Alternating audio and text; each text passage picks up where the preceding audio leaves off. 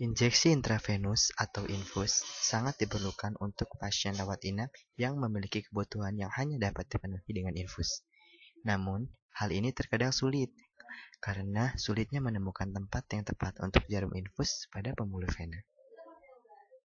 Kesalahan pemasangan jarum infus dapat menyebabkan pendarahan, pembengkakan, pembusukan, bahkan hingga dapat menyebabkan kematian. Untuk mencegah terjadinya permasalahan tersebut, maka perlu dilakukan fiksasi pemasangan jarum infus.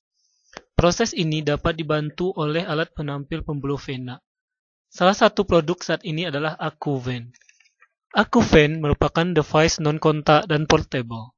Device ini akan mengiluminasikan pembuluh vena dengan cara menyorot posisi dari pembuluh vena pasien dan memproyeksikannya secara langsung pada kulit pasien.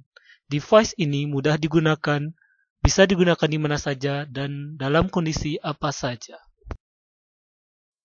Berdasarkan hasil studi terhadap Accuven, kami menemukan cara kerja dari alat tersebut. Accuven menggunakan cahaya tidak tampak untuk mengidentifikasi objek yang akan ditangkap citranya.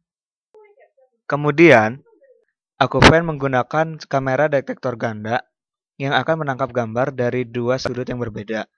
Selanjutnya, kedua gambar itu digabungkan menjadi sebuah citra yang mewakili kedua sudut tersebut.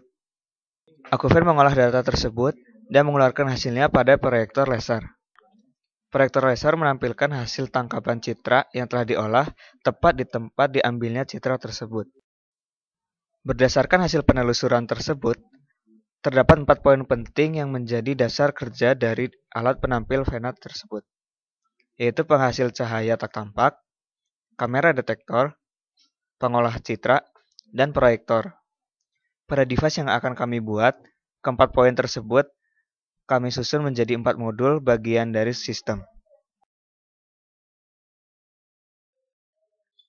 Alat yang akan kami rancang adalah infus system. Modul-modul yang digunakan untuk mendukung kerja infus system ada 4, yaitu modul iluminasi, modul image capturing, modul image processing, dan modul image projecting. Berikut ini penjelasannya secara umum. Yang pertama adalah modul iluminasi. Modul iluminasi berfungsi sebagai modul untuk memancarkan sinar inframerah. Sinar inframerah ini dapat diatur intensitas cahayanya dengan menggunakan sebuah tombol pengatur yang terdapat di dalam modul tersebut. Yang kedua adalah modul image capturing. Modul ini berfungsi untuk menangkap sinar inframerah yang dipantulkan oleh pembuluh darah yang sinyalnya berasal dari modul iluminasi.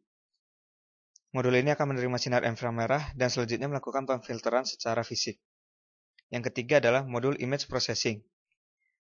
Modul ini berfungsi untuk memproses sinyal yang telah difilter dan sinyal yang telah diteruskan dan dimasukkan melalui kamera. Sinyal tersebut diproses menjadi gambar yang selanjutnya akan digunakan pada modul berikutnya. Modul keempat adalah image projecting. Berfungsi untuk memproyeksikan gambar pembuluh darah yang telah melalui proses image processing. Gambar ini akan menunjukkan struktur pembuluh darah yang telah dipindai. Berikut adalah penjelasan spesifikasi dari modul-modul tersebut. Akan menunjukkan komponen apa saja yang diperlukan untuk membuat keempat modul utama tersebut, beserta fungsi masing-masing komponen tersebut. Pada modul iluminasi terdapat dua buah komponen, yaitu komponen LED inframerah dan komponen potensiometer. Untuk komponen power supply, merupakan bagian dari modul power supply sendiri. Komponen pertama ialah LED inframerah. Fungsi dari LED inframerah adalah memberikan pancaran sinar inframerah. Intensitas pancarannya diatur dengan komponen potensiometer.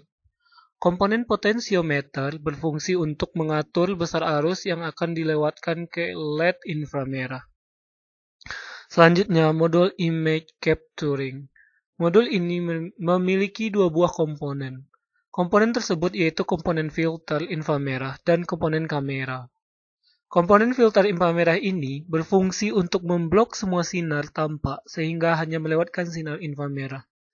Komponen kamera adalah komponen yang menangkap sinar inframerah Sensor pada kamera ini akan merekam setiap gelombang inframerah yang terekam, yang selanjutnya hasil rekaman akan diproses di dalam mikroprosesor. Modul selanjutnya adalah image processing. Pada modul ini terdapat komponen mikroprosesor. Mikroprosesor ini berfungsi untuk memproses sinyal inframerah yang terekam menjadi gambar yang selanjutnya akan diproses ke proyektor. Modul terakhir adalah image projection. Pada modul ini terdapat komponen display LCD, lensa magnifier, dan lensa Fresnel. Komponen display LCD ini berfungsi seperti monitor pada umumnya, yaitu menampilkan gambar pembuluh vena yang sedang dipindai. Agar gambar dari display LCD tersebut dapat diproyeksikan ke layar, dibutuhkan lensa magnifier. Lensa magnifier ini berfungsi meneruskan gambar dari display LCD ke tempat lain, sehingga dapat dilihat pada layar. Lensa Fresnel berfungsi untuk memusatkan pancaran cahaya agar gambar yang diproyeksikan lebih jelas. Infus system dapat digunakan secara sederhana, yaitu dengan mengaktifkan sistemnya dengan menggunakan tombol on-off yang ada pada rancangan. Apabila gambar yang didapat nampak kurang jelas, antara ia kelebihan cahaya inframerah atau kekurangan cahaya tersebut, maka intensitas cahaya ini dapat diatur dengan menggunakan selektor potensiometer yang ada pada rancangan. Infus system dapat digunakan dengan dua gaya yang berbeda, yaitu dengan menggenggamnya secara langsung. Hal ini biasanya dilakukan untuk memindai secara menyeluruh objek yang akan dipindai. Yang kedua adalah dengan menggunakan penyangga atau stander. Stander akan memastikan infus system tetap pada tempatnya, yang mana hal ini sangat diperlukan pada saat pemasangan jarum infus dilakukan.